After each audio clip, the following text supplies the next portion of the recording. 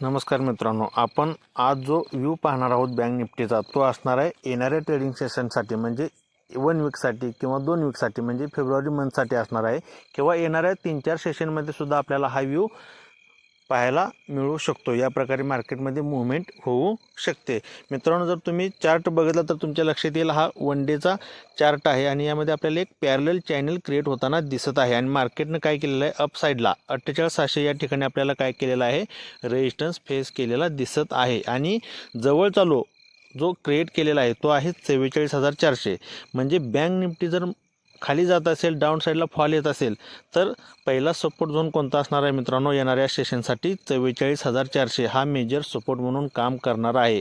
जर ही लेवल जर bank निफ्टीने break केली तर जवळपास आपल्याला खाली 43,000 पर्यंत टार्गेट्स ओपन होऊ शकतात, कधी येणाऱ्या 3-4 ट्रेडिंग सेशनमध्ये किंवा येणाऱ्या वीकमध्ये।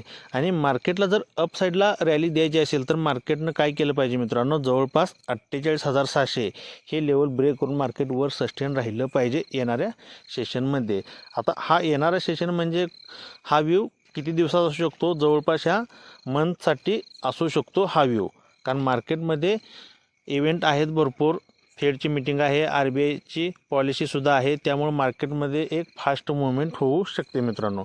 जर मार्केटला अप साईडला जायचं असेल तर 48,700 ही लेवल ब्रेक केली पाहिजे, तरच आपल्याला एक नवीन अपसाईडची रॅली मिळू शकते आणि त्यानंतर नेक्स्ट टार्गेट असणार आहे मित्रांनो बँक निफ्टीसाठी 50,000। जर 48,700 ब्रेक करून सस्टेन राहत असेल तर। आणि डाऊन साईडला मित्रांनो 44,400 हा काय आहे, जवळचा सपोर्ट आहे। मार्केट इथून पुन्हा बाउन्स होण्याचे चान्सेस जास्त आहेत। आता यानंतर आपण जो पुढचा व्ह्यू पाहणार आहोत मित्रांनो तो आहे 1 आवर टाईम फ्रेममध्ये, म्हणजे येणाऱ्या 2-3 ट्रेडिंग सेशनसाठी किंवा उद्याच्या सेशनसाठी सुद्धा आपण याचा विचार करू शकतो।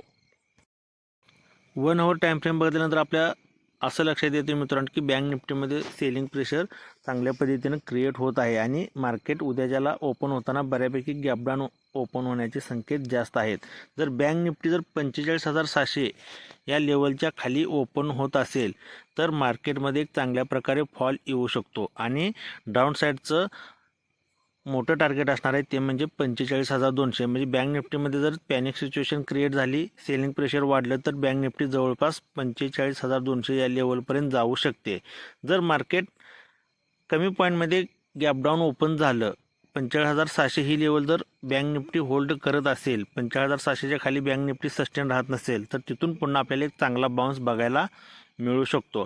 जर मार्केट गॅप डाऊन ओपन झालं, 45,700च्या खाली गॅप डाऊन ओपन झालं आणि मार्केटमध्ये एक बाउन्स आला तर मार्केट 45,700 लेवल जोपर्यंत ब्रेकआउट करून सस्टेन राहत नाही तोपर्यंत आपल्याला मार्केटमध्ये अपसाईडची मुवमेंट घ्यायची नाही।